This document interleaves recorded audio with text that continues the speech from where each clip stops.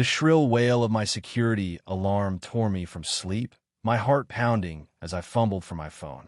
It was 2:30 a.m., the dead of night, and the security app flashed a chilling alert. Someone was trying to force open my back door. I stumbled out of bed, adrenaline surging, and crept to my home office window, which overlooked the backyard. My breath caught in my throat. There, under the faint glow of a motion sensor light, was Linda Harris, the HOA president, frantically twisting the doorknob with a tool clutched in her hand. My pulse raced as I dialed 911, my voice a hushed, urgent whisper. "There's someone breaking into my house right now. I've got her on camera. It's my HOA president. She's been harassing me for weeks." Within minutes, police sirens sliced through the silence of my quiet suburban street, growing louder until red and blue lights bathed my front yard. From my bedroom window, I watched two officers pin Linda's arms behind her back. She was screaming, her voice shrill and unhinged, claiming I was a fraud who couldn't possibly own this house. As they snapped handcuffs on her, she caught my eye, her face twisted with fury. "He's too young to own this place," she shrieked, thrashing against the officers. "I'm protecting our community from liars like him." I stood frozen on my porch, phone still trembling in my hand, watching as they shoved her into the squad car. How had it come to this? 6 weeks earlier, I'd been on top of the world. At 24, I'd achieved what felt impossible. I bought my own home. My name's Ethan Carter, and I'm a graphic designer. After college, I landed a solid job at a tech startup and spent 3 years sharing a cramped apartment with roommates, pinching every penny. I built a freelance business on the side, hustling late into the night, VYing every dollar for a down payment.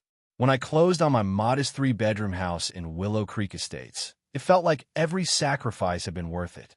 My parents helped me move in, and we celebrated with pizza and cheap champagne on the bare VYing room floor, laughing about how I'd finally made it. The next morning, as I hauled boxes from my car, a woman strode up my driveway. She had a sleek blonde bob, designer yoga clothes, and a clipboard that screamed authority. Her sunglasses were perched low on her nose, and her walk had the confidence of someone who always got her way. "Are you the new owner?" she asked, eyeing me like I was a kid playing dress-up. "Yeah, I'm Ethan," I said, setting down a box and offering my hand with a smile. "Just moved in yesterday." She ignored my hand, glancing at her clipboard. "I'm Linda Harris, president of the Willow Creek Homeowners Association. You seem awfully young to be buying a house here. Most of our residents are established professionals." My smile wavered, but I kept my cool. "Well, I'm a senior designer at Apex Innovations, and I run my own freelance gig. I've worked hard to get here."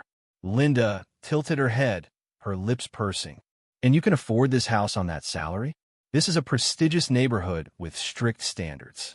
The pre-VYS owners were a surgeon and an attorney. Her tone dripped with condescension, and I felt my jaw tighten. "My finances were vetted during the mortgage process," I said firmly. "Everything's in order." She thrust a thick binder at me. "Here's our HOA rules. Read them carefully. We don't tolerate violations. And that shrub by your door? Wrong variety. Replace it within 30 days, or you'll be fined." I later found out the shrub was fine. She was just flexing her power. That was only the beginning.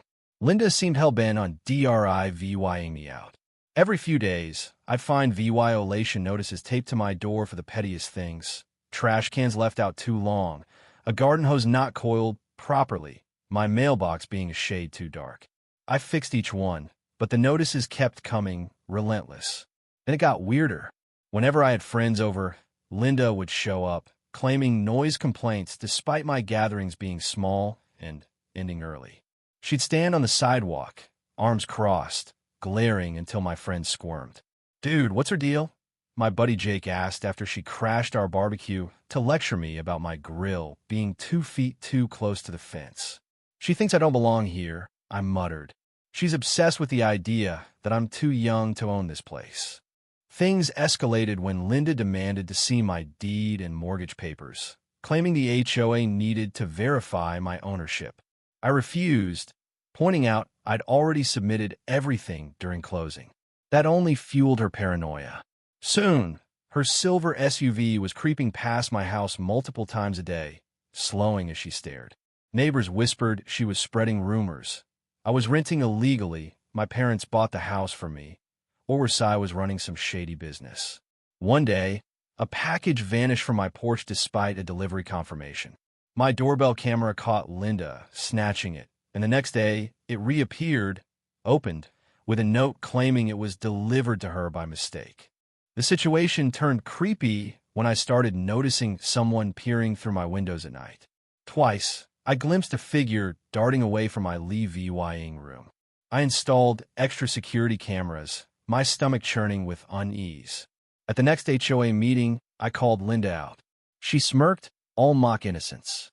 "I'm just doing my job as president," she said. "Some of us are concerned how someone so young could afford a house like this without something fishy going on." The other board members shifted in their seats, silent. I realized Linda had bullied them into submission over the years. No one dared cross her. The breaking point came one Tuesday afternoon. I left work early for a dentist appointment and spotted Linda's SUV parked a few houses down. Something felt wrong. I parked around the corner and approached quietly, my heart sinking as I saw my front door slightly ajar. I called 911, waiting outside until the police arrived. Inside, nothing was stolen, but drawers were open, papers shuffled on my desk. Without clear evidence, the cops couldn't do much. That night, I re-VYEU'd my security footage and felt ice in my veins. There was Linda, clear as day, at my front door with a lockpicking kit, muttering, "I know he's hiding something. Number 24-year-old buys a house like this legitimately." Worse, older footage showed she'd enter my house at least twice before while I was at work. I took the VYDEOs to the police, filed for a restraining order, and watched the officer's jaw drop. "This is breaking and entering, invasion of privacy, and harassment," he said. "We're taking this seriously." The restraining order was granted, and Linda was served. Word spread, and neighbors started reaching out. She harassed us when we moved in. One couple admitted, saying Linda spread lies about their finances. She fined me $5,000 for a shed that was legal. Another confessed. I was too scared to fight her.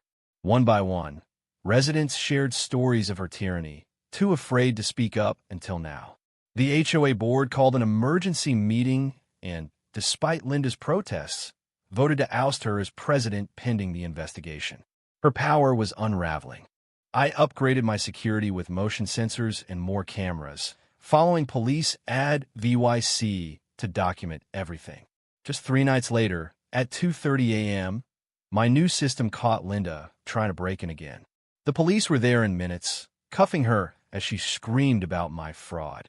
The district attorney hit her with a slew of charges: second-degree burglary, breaking and entering, criminal trespassing, stalking, and VYOLAting the restraining order. The EVY was ironically crystal clear footage of multiple break-ins. At her arraignment, Linda doubled down, insisting she was protecting the neighborhood. The judge wasn't VYing it, setting bail at $50,000. Linda's face went pale, a gasp escaping her lips. 3 months later, she pleaded guilty to lesser charges for a 6-month jail sentence, 2 years probation, $15,000 in fines, 200 hours of community care VYC, and a psychological evaluation. A permanent restraining order barred her from coming near me or my home. In court, Linda's facade shattered. "I was just doing my job," she sobbed, her attorney patting her shoulder. "I've lived here 20 years. How can this happen to me?" As they led her away, she glared at me, muttering, "He's still too young to own that house. Someone needs to investigate him." Even facing jail, she couldn't let it go. For me, it was finally over. The neighborhood felt lighter, free from her reign of terror. But her final words lingered, a chilling reminder of her obsession. What do you think? Did Linda's actions come from a twisted sense of duty, or was it pure jealousy? Should HOAs have this much power over homeowners? Could Ethan have handled it differently, or was confronting her the only way? Drop your thoughts in the comments. Hit that like button if this story gripped you, and subscribe for more wild tales like this one.